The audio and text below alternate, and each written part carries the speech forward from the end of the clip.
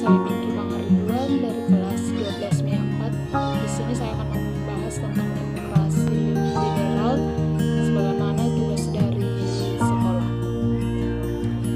Sebelumnya, demokrasi liberal terjadi pada tahun 1950 sampai dengan tahun 1959. Pengertian demokrasi liberal adalah sistem pemerintahan menempatkan presiden sebagai kepala negara, perdana menteri sebagai kepala pemerintahan, dan pemimpin pemerintahan.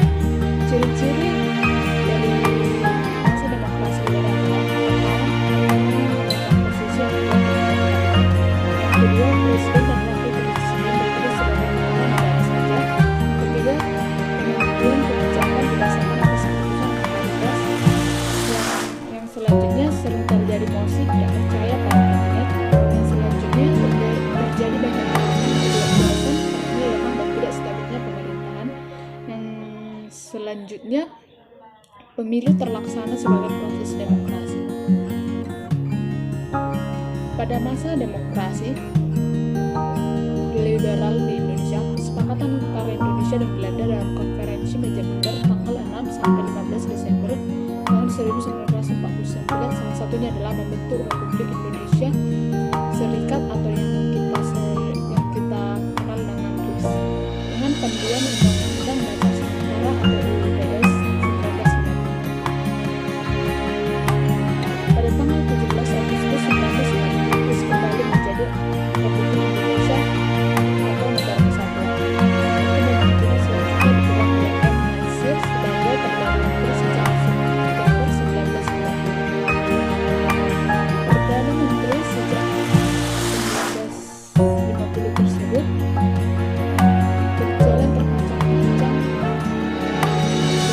Sebenarnya berjalan terpincang-pincang dengan adanya 7 kabinet dalam 9 tahun, gerakan separatisme di banyak tempat, dan kekacauan ekonomi nasional. Ketidakstabilan berkepanjangan itu nantinya dihentikan oleh presiden dan diganti oleh pemerintah otoriter. Sebagaimana yang telah dibahas bahwa memiliki 7 demokrasi liberal berjalan terpincang-pincang dengan adanya 7 kabinet. Nama kabinet tersebut dapat kita ketahui. Yang pertama adalah Kabinet Nasir.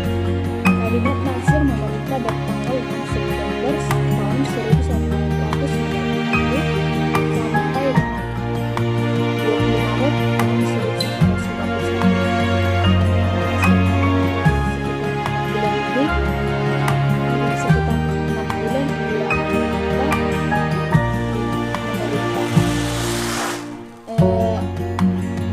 Adapun inti dari kabinet Nasir ini yaitu kabinetnya berbentuk koalisi, berfokus pada kegiatan usaha menuju keamanan negara dan konsolidasi politik, dan dia memiliki tugas untuk melakukan penyempurnaan angkatan perang dan meninjau kembali penyerahan Irian Baru. Namun ternyata perundingan dengan Belanda pada 4 Desember 1950 tidak menghasilkan apa-apa. Hubungan kabinet dan parlemen memanas berujung pada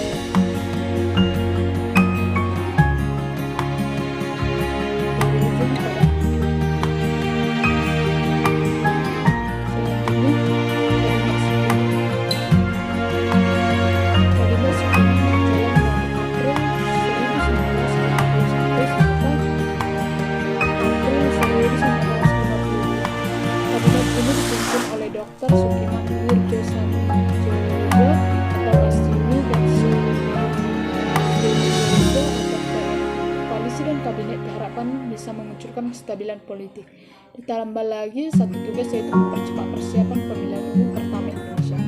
Penyebab utama kejatuhan kabinet sekunden adalah penandatanganan perjanjian Mutual Security Treaty atau MSA antara Menlu RI Ahmad Subarjo dan Dubes AS Mereko Korla, sehingga oleh parlemen dianggap mencoreng politik luar negeri berdasar sehingga Sukiman meletakkan mandatnya pada 23 Februari 1990.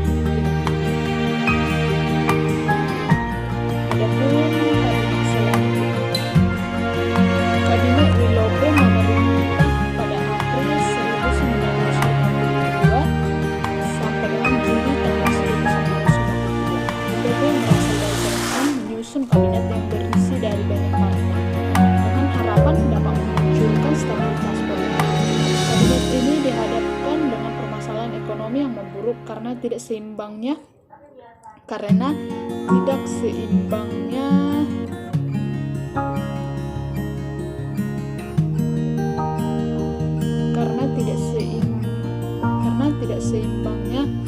ekspor impor serta defisit anggaran negara. Kejatuhan kabinet ini diakibatkan oleh beberapa peristiwa seperti peristiwa 17 Oktober 1952 dan peristiwa Tanjung Morawa dan juga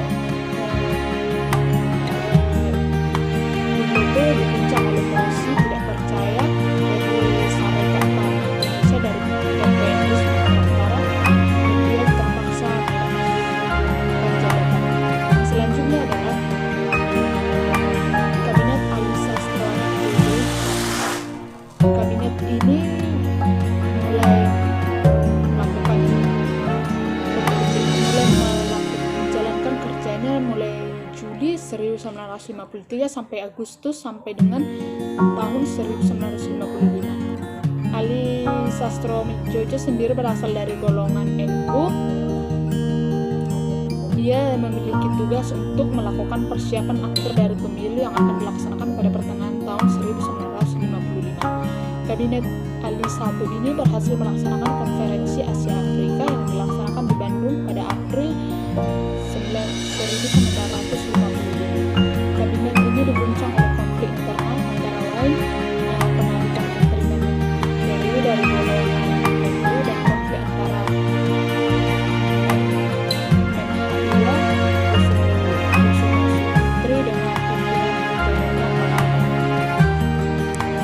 yang kelima pada kabinet Burhanuddin Harahap. Burhanuddin Harahap adalah kabinet yang berjalan pada Agustus 1955 sampai dengan Maret 1956. Burhanuddin Harahap ini diminta oleh Wakil Presiden Hatta untuk membentuk kabinet. Tugas utama dari kabinet Burhanuddin Harahap yaitu memastikan pemilu tahun 1955 berjalan dengan baik dan juga terdapat 100 partai mengajukan diri untuk DPR dan 82 partai untuk konstituante, ditambah lagi 86 organisasi dan perseorangan yang ikut serta dengan tugas utama kabinet Burhanuddin dianggap sesuai dengan pelaksanaan pemilu yang akan membentuk kabinet. Selanjutnya adalah kabinet Ali Sastro Jojo. Ali Sastro Jojo kembali untuk membentuk kabinet. Kabinet ini beranggotakan wakil-wakil dari golongan Masyumi dan INU. Namun, tokoh-tokoh ketiga partai menolak memasukkan PKI. Kabinet ini bertugas untuk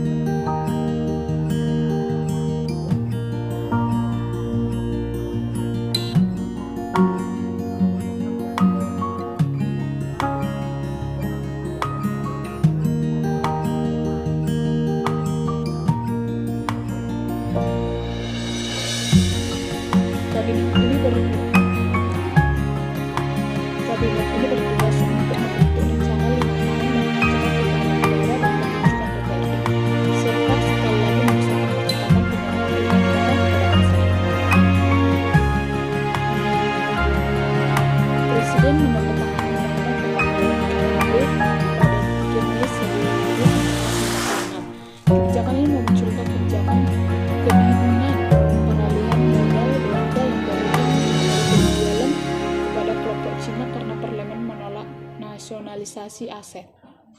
Yang ketujuh adalah Kabinet Juanda. Kabinet Juanda adalah kabinet terakhir pada masa demokrasi liberal, berjalan dari Maret 1957 sampai dengan Juli 1959. Kabinet ini memiliki tugas yang serupa, yaitu yang pertama perjuangan Irian Barat, melanjutkan pembatalan KMP, dan perbaikan keadaan negara. Kabinet ini dibentuk bersama dengan manajemen pergolakan di berbagai daerah, dan kabinet ini bubar karena Presiden Soekarno mengeluarkan Dekret Presiden 5 Juni tahun 1999 yang menandai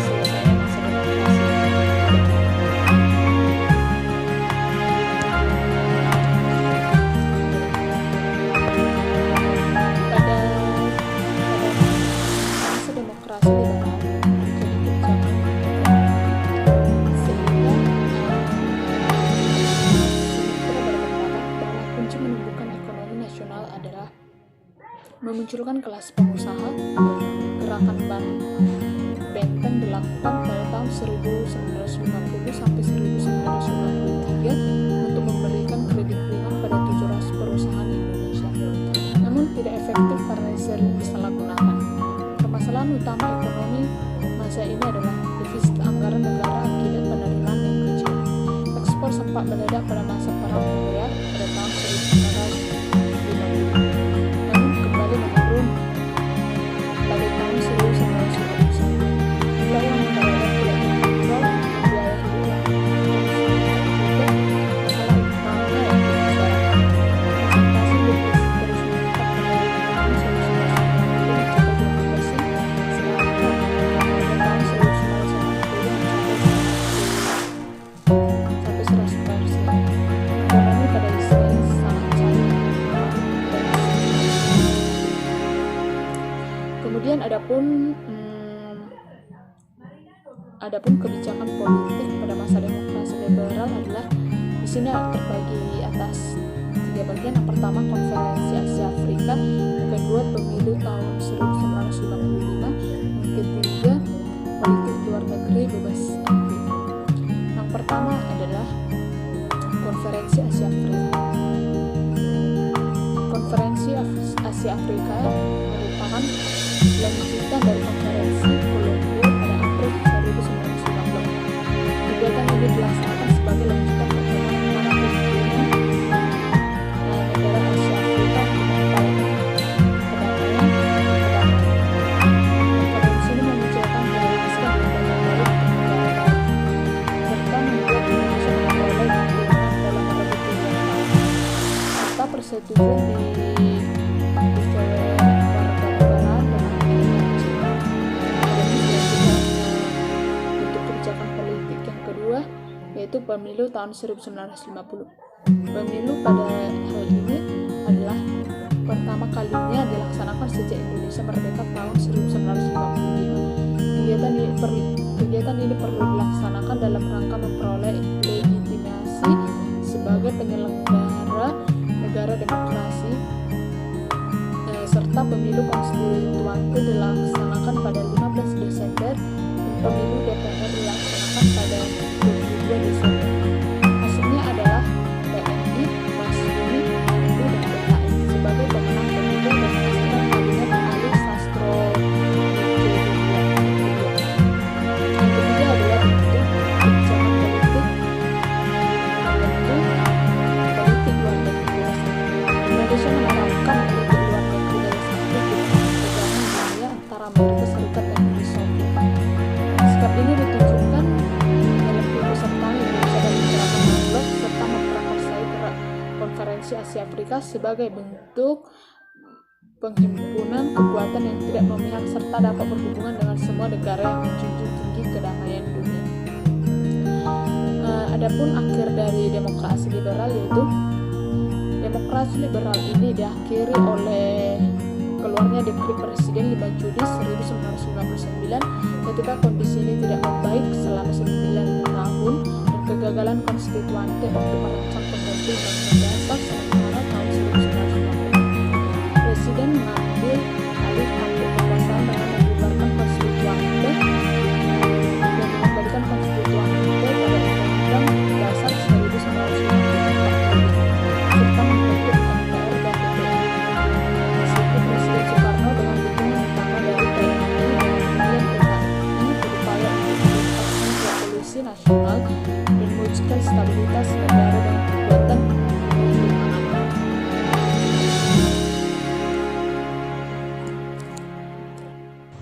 Sebagai generasi penerus, kita harus menjaga keutuhan negara kita agar tidak terjadi perpecahan ataupun ketidakteraturan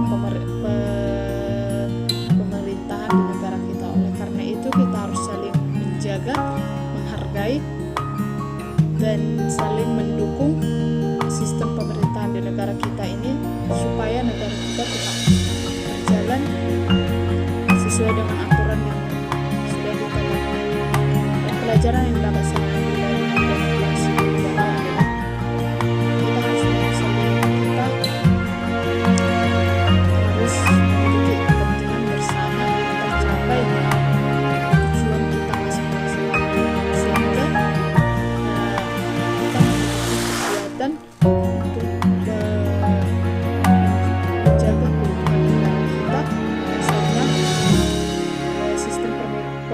pemerintahan di Indonesia dapat berjalan dengan baik sesuai dengan aturan yang sudah berlaku. Sekian dari hasil presentasi